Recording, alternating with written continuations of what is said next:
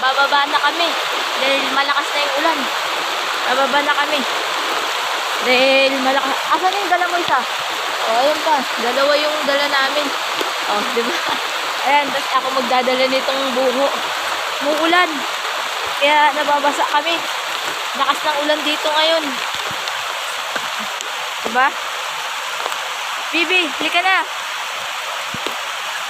Si Bibi yung pinag-anuhan ko. Dahil napakalakas ng ulan. Ganda ng paligid dito, oh. Yan nyo naman. Diba? Napakaganda ng kapaligiran. Yan. Ay, umulan na. Oh. Yan. Yan, basa na tayo.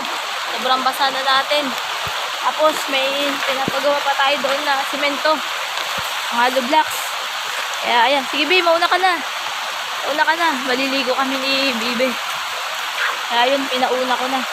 Talaga namang maganda po dito.